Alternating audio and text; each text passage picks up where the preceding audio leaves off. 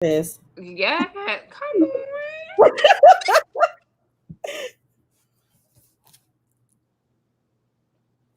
Okay. Hey, Hey y'all, this is Yvette, Life Her Podcast host, and I'm here with Shavonda Johnson. hey, y'all. Hey. So, tell me a little bit about yourself, Shavonda. Okay, well, my name is Shavonda. I currently live in Columbus, but I'm from Akron. Grew up on the west side, best side. And a proud graduate of the John R. Booked High School, All right. aka. Yes. um, So currently, after I graduated from Bookville, I went to Ohio State, and from there, I went on to get my master's in social work. So currently, I work in the Ohio prison system, and I always like to preference any webinar that I do that I am a representative of myself, not the state of Ohio. Oh, there we go. They just pay me. There we go. My camera keep moving. So the state of Ohio just pay me, but I do my own thing. But yeah, I'm a therapist there. Have been for 4 years. And I guess something exciting. I'm working on my clinical license. I actually take my test like really soon, so I can be Okay. a official clinical social worker. So we getting there. Okay. Congrats. You know you got this. I'm gonna make sure I'm gonna put a prayer out for you too. Please, because I don't got time to be out here failing this test. It was too expensive. So That's good. So, tell me about how did you get into therapy? Is it something that you always wanted to do since you were younger?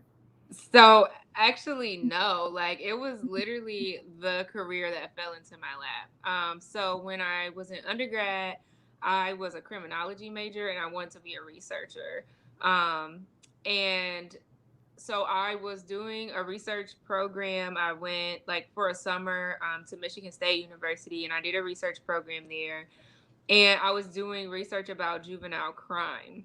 And Okay. so it was a really cool project, but I went to present the research and I told my mentor professor, I'm like, these people know nothing about the stories behind these numbers. Because when I seen the numbers about juvenile crime, I'm like, there's no way that y'all actually know the stories behind this. So I went back to my actual mentor at Ohio State right before I was about to graduate, and I was like, not ready to adult yet.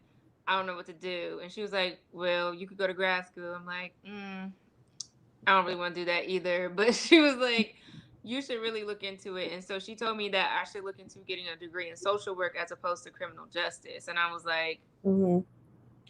I grew up where I grew up. Social workers only take people's kids. So I ain't really trying to do that either.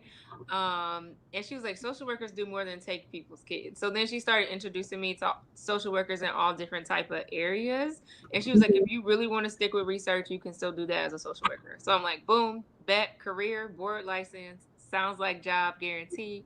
I'm in. So from there, I actually was going to do a field placement doing research about food security on the south side of Columbus. And that program lost their funding. So I got placed with a prison because they needed a body and I needed a placement. So Uh-huh. there, I was just kind of doing like curriculum development, still more like research, macro level social work. And then they asked me to go into a prison to evaluate one of the groups from the curriculum that we selected. Hmm. And the facilitator was sick. She wasn't there that day. So they're like, well, you picked the group, so we're confident that you can run it. And I was like, I volunteered in a juvenile prison and I did research Right. with juveniles, but these is grown men. Some of them is older than me, and I'm gonna die before they ever get out of prison. So on paper, anyway. So I led the group, and I actually just fell in love with clinical work. Wow. Um, and from there, like I don't know, I just started getting different opportunities. I felt like God was really using me in the prison system. And so I was like, okay, like I want to make a difference in the mental health world, especially in Black communities. So, what is the biggest thing that you noticed that transpire in Black communities to drift them away from their actual traditional home and finding themselves in the streets to become a prisoner?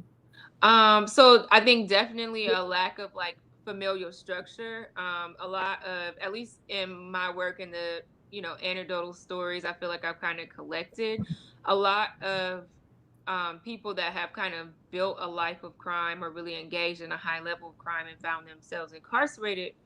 They felt like, there was nothing for them at home. Like there was no rules, there was no routine, there was no, authentic love, in which, I try to reframe that for them. I think sometimes, you know, people don't really know how to express love, and their way of expressing love is very faulty, it's very negative, and they perceive it as being very loving. So I think just like, yeah, not having any structure. Um a lot of times we find that, especially with the offenders that I've talked to, they definitely came from like single parent households. Sometimes their primary caregiver, whether that was their mother, father, grandmother, they might have been involved with drugs or worked multiple jobs trying to take care of them and their siblings. So I think just like having absent presence of parents definitely plays a role. Right. um, and then I also think self confidence. If you grow up in a school or a area where you don't get a lot of validation as a young person, that Mhm. really plays a role in your overall confidence as an adult. And I think sometimes people overcompensate by going to the streets, when really it's like a, a self esteem issue, but that's not cool to Right. talk about. I don't like myself. Yeah, right. So what are things that you do to basically reposition their minds for them to feel positive and uplifted even though they're already in prison with you, but how do you transition their mind into a positive perspective even though some of them will still have the negativity there? Hmm. Definitely. And the majority of the offenders that I work with, they are incarcerated for pretty long periods of time, right? So it's only so much I could tell you about depression, because at the end of the day, if you never leave in this prison, um, that is depressing. And so I always start with the foundation that your body might be incarcerated, but that doesn't mean that your mind has to be. Mind. And so with especially my long-term offenders, I really try to help them find their why in life. Like if it's not me going out and starting a career, me going out and starting a family, if they already have kids, really talk about doing parenting skills within the incarceration system, kind of giving them their why to reshape, Right. like, I am in prison, but I don't have to make my identity around being an inmate. Um, so I think that just trying to give them a why, help them find their purpose within the prison. Hmm. And for the people that I work with that are religious, I do, they want to bring that into their therapy session. So we kind of talk about biblical examples of, people being incarcerated or people being stuck, and using that Hmm. as a source of motivation. Wow. So as far as like what's the common mental illness? Like is it major depression, bipolar disorder? So a lot of depression, a lot of anxiety, but surprisingly in prison we have a lot of personality disorders. Oh wow. Yeah, so like a lot of so like borderline personality disorder, antisocial personality disorder, a sprinkle of narcissistic personality disorder. Wow. And a lot of that comes from being underdeveloped as a child. Your Yeah. The way that people pour into you and develop you as a child really determine how you act and interact with people as an adult. So not having that love, that confirmation, that validation, it does create a bigger population of personality disorders. So what have you noticed in the black communities with you working with men in prison already? What is the ongoing trait or generational curse that you notice that's transpired into adulthood from them being younger? I think one, not being able to express feeling. Like there are a lot of people that I see both in private practice and in the prison, who like, because they were taught that it's not okay to feel like it's you can either be okay or be angry, only two Right. emotions. And so when you are taught that you really can only have those two emotions, it's like if I'm too okay, then I need to do something to be angry. If I'm angry, then I need to express myself to be more angry so that people actually get my attention and cater to me because they know I'm big mad. So I think generationally, like just teaching, kids, parents teaching kids that, you just need to be tough. Um, Right. you don't need to be feeling all them emotions. That's actually extremely detrimental to people's development and their growth. Because then when they Mhm. get in a situation that's undesirable, they either act like they don't care, which they start suppressing things and that tears people up down the line, or they get overly assertive, which turns into aggression and full blown rage. And unfortunately, these people to commit some of the crimes or do some of the actions that they might find themselves in prison or in really crappy situations. Yeah, because there's some things that I noticed that maybe men and women say. They be like, quit crying, you a boy, you not supposed to Mm, cry. So that is the one. yeah, so it's like it creates them to not be emotional and not for them to express their feelings.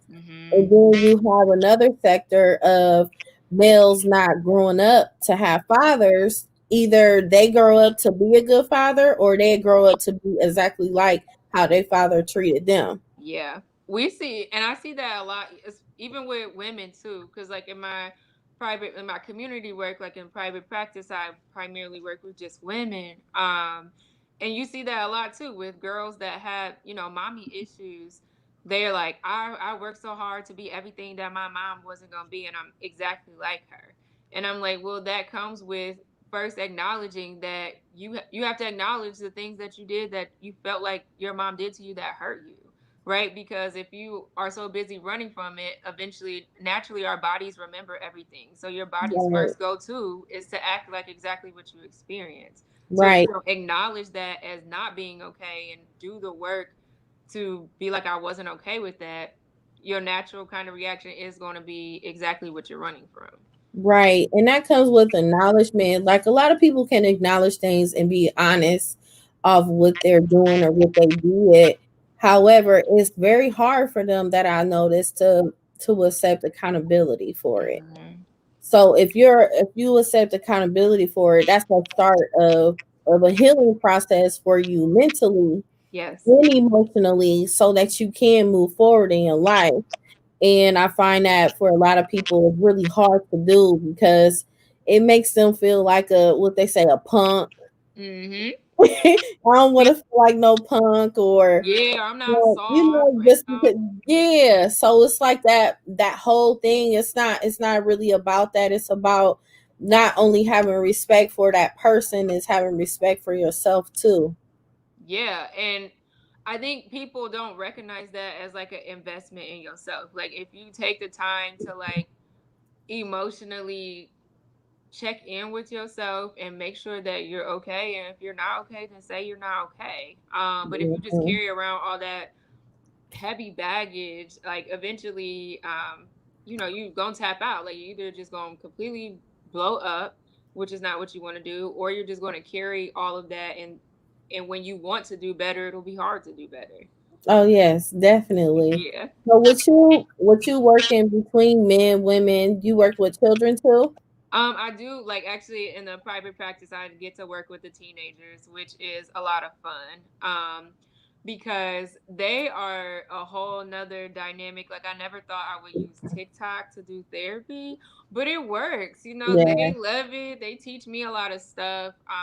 Just especially about what they experience as young people, right? So I mean I'm 27, so I feel like I can relate, but then I think like I know nothing about 17-year-olds. Like I think that 10 years don't sound like much, but when they start coming to therapy and they talk about the things that they experience just in school and in their social circles, the things that they experience at home, um, it's just really different than what I know adult therapy to be. So they actually teach me. Sometimes I feel like they teach me more than I teach them. Yeah. I noticed like have you noticed how a lot of kids, with you working with kids, they're raising themselves? That's ooh. So when I worked It's in a huge. juvenile, Yeah, it's huge to a point because some parents had them at a certain age, and the parents like, I want to live my life. And once they're older and they know they could be on their own, it's like they put a pause on being a parent. mm-hmm. No, I seen that so much, especially so before while I was in grad school, like I worked on the south side of Columbus with the My Brother's Keeper program, which was like a program that was an initiative of the Obama administration to really cater to Black youth. I think the ages was eight to 14. And they kind of used all these different integrated models and things like that to structure programming.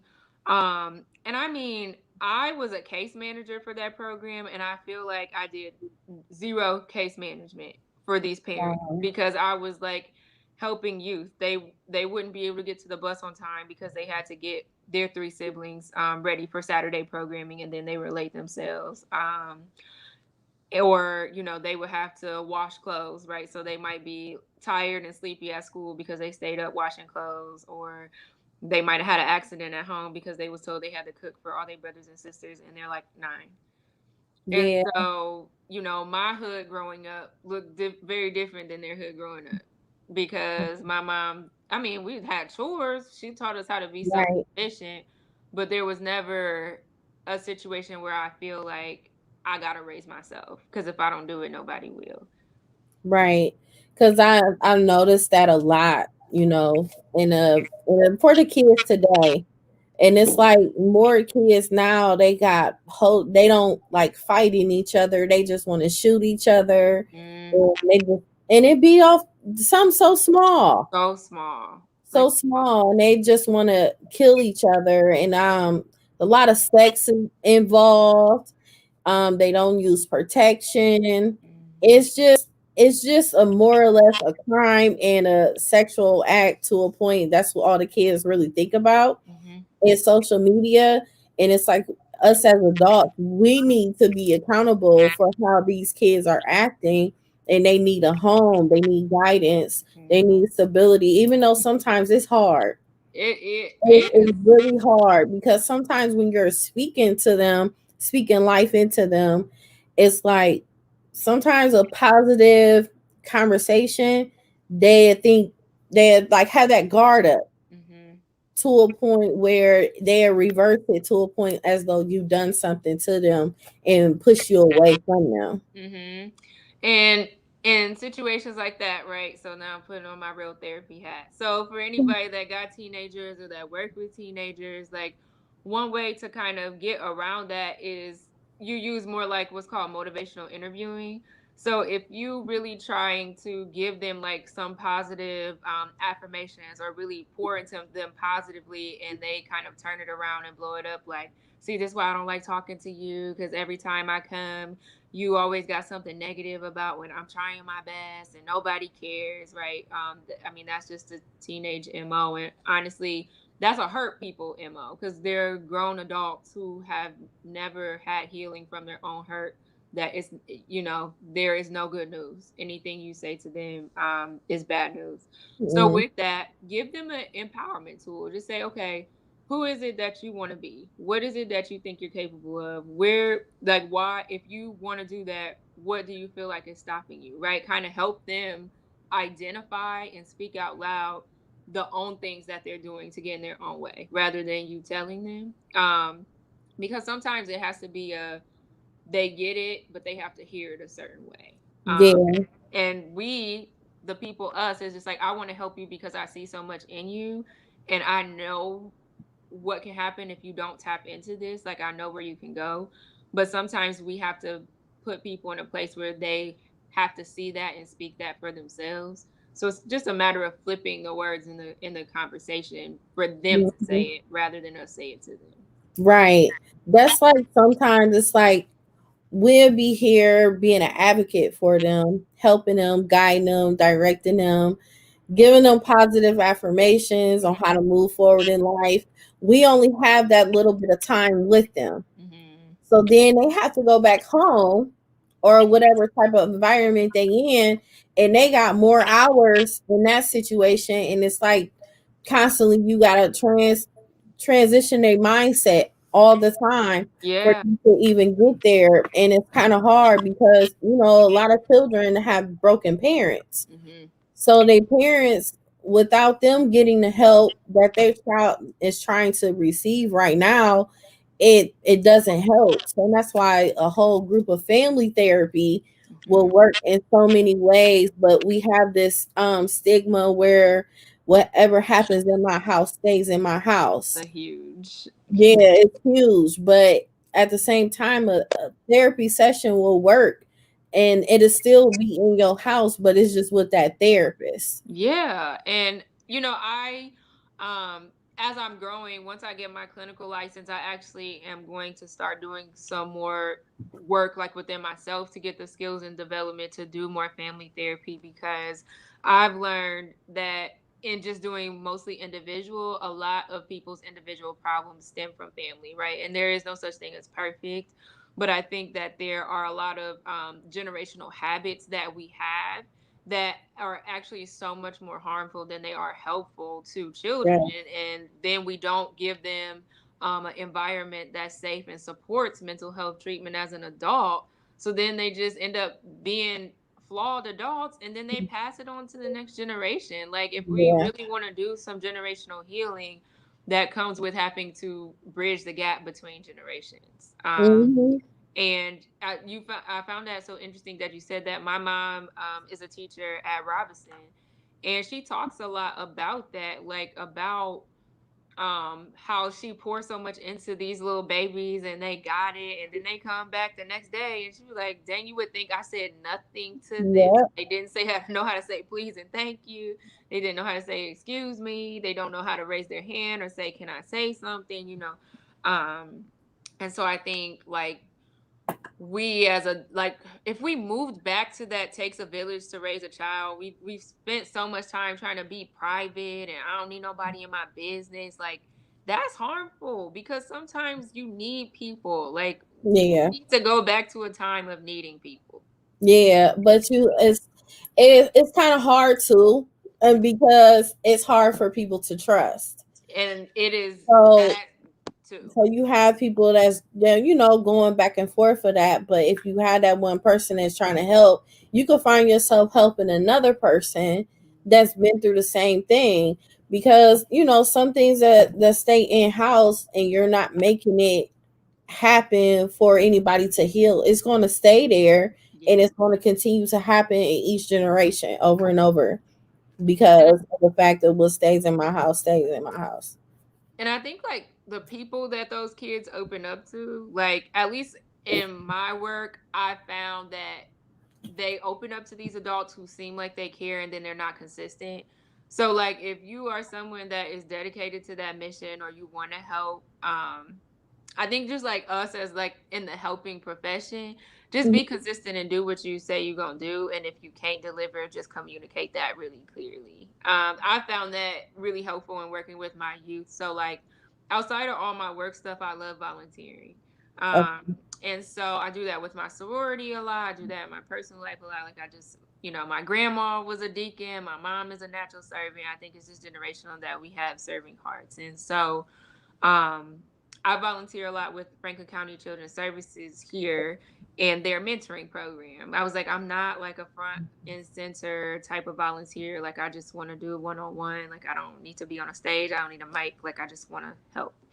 And in that, my first mentee, which I'm so proud of her, and she might be watching today, I don't know. But she is now in college, and when I tell you, she taught me so much about patience and consistency, right? Because like, so my dad was a military dad, so he was kind of like, yeah, I'll get to it. And so the my dad would come through, but just I learned how to function in broken promises, right? And so that was my way of doing things. Like, she would say, "Oh, I just need to get away from my foster home for a second on Friday. Can you come get me?" And I'll be like, "Yeah, I'll come get you." Knowing, if it's not on my calendar, it's not happening. Like, I will sell you wolf tickets to your face, but if I don't see it on my calendar, I forgot. Like, and so she was like, "Minty, you still coming?" And I'll be like, "Ooh, maybe tomorrow." Right. And then she just started telling me, like, you're like everybody else. Like, you say you're gonna do one thing and then you don't come through. And so when she said that to me, like, I knew she was angry, but she really did mean that. And that inspired me to be better whenever I was working, especially with a young person. Like, tried to do my very best to keep the commitment that I make. Because if I'm helping them, if they're opening up to me, if they're trusting me, the one thing that I can do for them is provide them some type of consistency. Right. And it's natural too for you to make mistakes like that because sometimes we don't know until someone tells us. Right. And then that's where the accountability come in. I'm Mhm. sorry, I didn't mean it. Some things, a lot of things some people do is not intentionally. Mhm. It's to a point where we're learning just like you are learning right now. Right. And so it's like, and even though we're out here helping others, we still helping ourselves too because Yeah. it's some things that we haven't experienced yet for us to know how to react or do in that situation. Yeah. And man, I learn that in my job every day. Because let me tell you, inmates are some of the most honest, too honest population. Like, Really? they gonna have to check me like that. But sometimes I need that. Like, as a therapist, it'd be like, Miss J, you assigned me homework and you ain't even asked. I sat here and I did this in my cell and I had to sharpen a toothbrush on a bed to, write this, or they just be Right, coming up with the most wildest things. But and I was like, I'm sorry. When you left my office, you act like you weren't even gonna do the assignment. So I figured I'd bother, to not even ask. I was like, right, no, I listen. I ain't like it. It was a dumb assignment, but I did it. So like, right, just yeah, learning and being willing to take the back seat. I think sometimes when you are a leader or you are someone who's in a helping profession, you people come to you for advice all the time. And so sometimes it's easy to take on that persona like, okay, I've seen this a million times. But even if you've seen it a million times, you've seen it a million times a bunch of different ways. So being an opening, active, listening ear, and being okay with taking a back seat helps you help people better. right. It definitely does. So tell me, how does incarceration affects mental health? So there are a couple different things. Definitely just the physical element of prison, right? Like, and I will say, in comparison to some prisons that I've been to in other states, I feel like Ohio is at least intentional about trying to make more lights or build things that have more natural light. Like, I know our mental health building is pretty, we have like posters and carpet, like, we try to like make it Right, not look like a cell. um, and so just a physical constraints confines of prison, right? So if you look out your window and you're used to looking at like trees and then all you see is barbed wire, um, it really takes a toll on your mental health because it reminds you constantly of where you are, right? It's you not are. really like you get a sense of reprieve. Um, and every time you look, you see people all dressed the same. You walk at a certain time, talk at a certain time, eat at a Mm-hmm. certain time, eat at a certain time. You see the same people constantly. Just so yeah, just the physical structure of prison that takes a toll on people's mental health. I also think the isolation factor. If people do have really good relationships with their families, there are things that happen in prison, right? If you're in the community and you don't talk to your mom for a day and you normally talk to her every day, it might not be a huge deal. In prison, if you don't get to talk to somebody, like that might be the only positive conversation you have all day. So I Mm. think just the people feel really isolated. Sometimes people become estranged from their families, especially depending on their crime. Um, Wow. and I think just like, yeah, not being able to see their family as consistently as they did. And then especially the freedom, right? Yeah. You see that people just, even if they've never really had a history of mental health, they just feel depressed because they can't live their lives the way that they used to, right? It's the little things that we take for granted that they really miss. Like, I miss going outside and starting my car. Right. It's Like, so simple. yeah, like something really simple. I miss, opening up my fridge and being able to have orange juice or, my frosted flakes every morning. So, they adjust, and those that have really high resiliency, they learn to make new normals with the resources that they have. But in the beginning, that can be really challenging. And we actually see a lot of people that really struggle with making that adjustment. Wow. What type of things that you do as far as giving them new thinking patterns for them to keep their minds going and not obtain, like, the incarceration mental mindset? hmm so I like any new person that I work with, I definitely try to make sure they understand the importance of influence, right? And I was like, prison is, most people here have done something to break the law, or at least that's what a court document say. Um, but there are still good people in prison. Like, they are not defined by their crimes, so you have to kind of be intentional about being very cautious about who you connect yourself with in prison, because in prison it's a big gang culture, huge gang culture. And if you are perceived as weak, um it's very easy to get wrapped up into that, right? Because it's like, I don't want people beating me up, I don't want people stealing my honey bun, so I'm gonna join a gang because I know I always got people rolling with me. Understand, I kind of teach them the culture of prison first before I do the therapy, so that Mhm. what to look out for. And it's like, yeah, somebody might say they might do X, Y, and Z, but they probably selling you wolf tickets. But if you fall into that, you're gonna find yourself like wrapped up with the Mhm. wrong people. So that's not really like a formality of therapy, but it's just something I found effective in teaching people the culture of prison. And I've learned that, just working in prison. Um, Do and you then ever do you ever find yourself feeling scared or nervous just by you just being a woman and you're teaching not only just men but women too? You ever find um, yourself being nervous or scared when you first started doing it? Yeah, I mean, I think more than anything, it's just dealing with the imposter syndrome. Like, am I actually making I feel like even this far in my career and only 4 years in, like, I really question, like, am I actually making a difference in the lives of people? Like, because, there are some situations where, especially in private practice, I was like, I really hate that you pay $150 an hour for me to tell you that you need friends. But sometimes it's really that simple. Like, it's like, Right. you need to like talk to people. You need to like move around, like you need to exercise, or it would be really beneficial to you to engage in, like, something positive, something for yourself, right? You do so much for other people. And so I'm like, is that too simple? Like, am I actually good at this? Because the only problem I feel like I Right. found is that they, don't exercise, or they don't try to get fresh air. So I think, yeah, just dealing with the imposter syndrome, because at the end of the day, like, I don't care about the title, I don't care about the degrees. Those things help me get where I am, but I really just want to make a difference in the lives of people.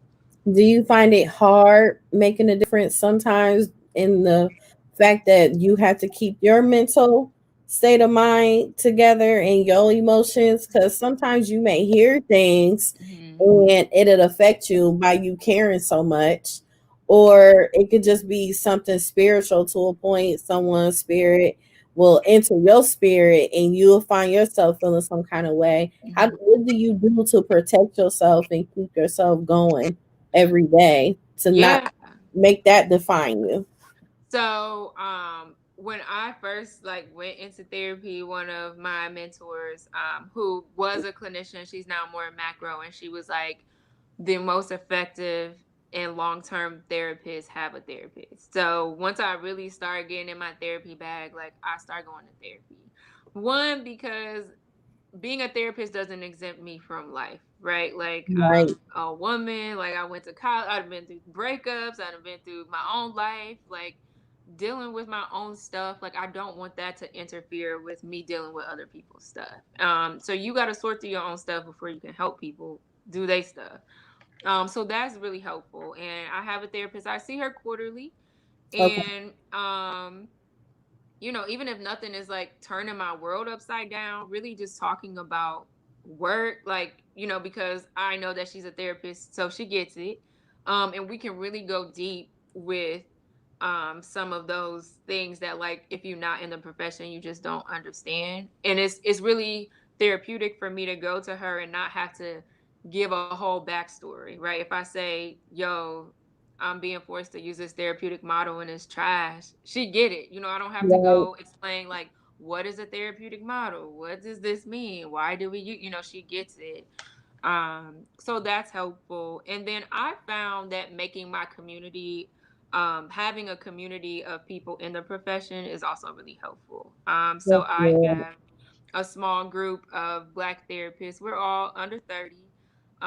So we have a whole little group me where we use gifs and memes. We talk about, like, stressful days. We have matching wine glasses. Like, and if it's just a day, we'll, like, put our wine glass in the group chat, like, okay, we need to get together this weekend and see That's what's going good.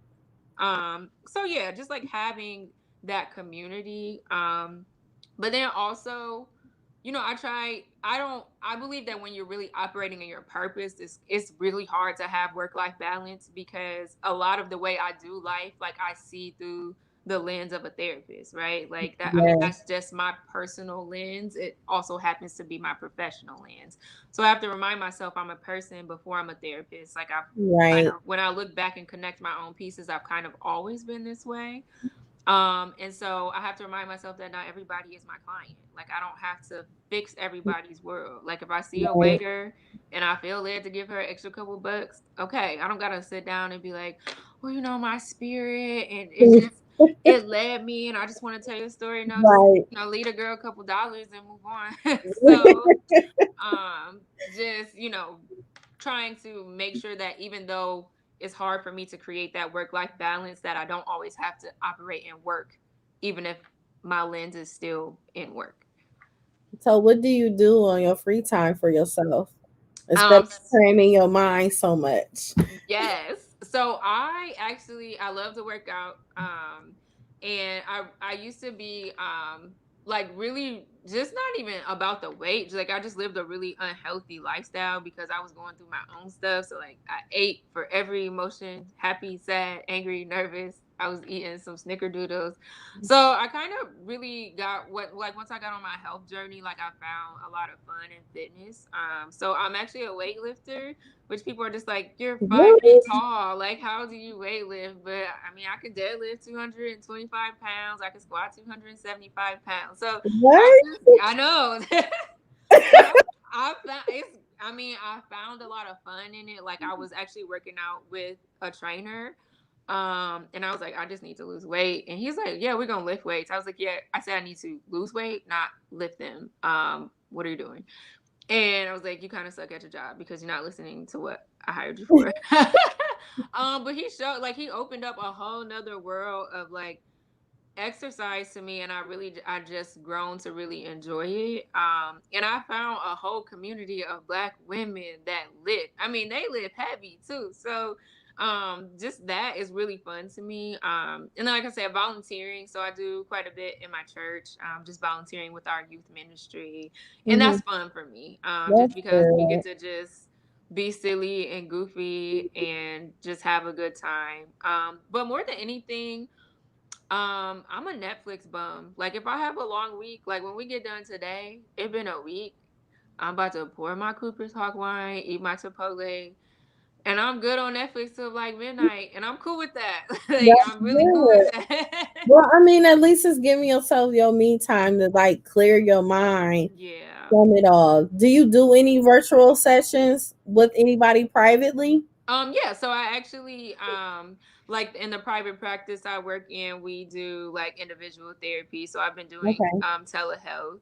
And then, like, I've actually kind of started my own side business with doing, like, mental health consulting, like my side hustle. I was like, I'm trying to become an entrepreneur too.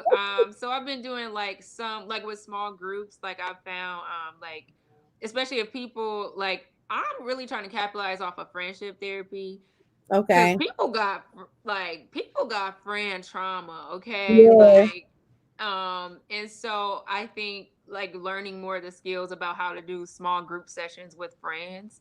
That'd be good. Yeah, so like I'm kind of digging into that, doing the research, kind of trying to learn the skills. So that's really fun for me too, because I'm a life learner. Um, That's good. yeah. So, how can anyone get in contact with you if they wanted a private therapy session or even wanted you to speak for them for Cool. anything to talk about mental health? Awesome. So, in terms of private therapy, we like if you don't live local to Columbus, we're still working on it because like I'm licensed to practice in the whole state of Ohio. But Okay. with telehealth, they're kind of revising some things due to COVID. Because before they want your therapist sometimes to, live within a certain area in case like a crisis happens. Okay. But also, there's whole teletherapy private practices that do therapy in other states. So once I get my clinical license, a lot of those restrictions will be taken off of me. But since I'm a licensed social worker and not a licensed clinical social worker, I do have some restrictions. But if you live like local to Columbus, really, even if you live like in Akron or Cleveland, like I'm sure we'll find a way to figure it out. And if I can't, I always have referrals. I'll have therapy friends in all corners of the state of Ohio. So if it's not me, like I can connect you to someone that I think that I would trust with my own clients. Right. Um, and so you can find me there at Meadows Counseling LLC.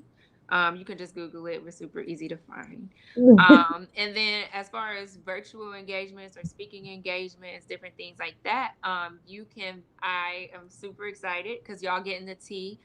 When we get off today, I will be formally launching my website. I'm not a techie person, so it took me a long time. Okay. A lot of YouTube Congrats. University and Udemy courses to figure this out, and some help from my bestie who's a serial entrepreneur. But you can find booking information on my website, and that is thementalhealthmanager.com.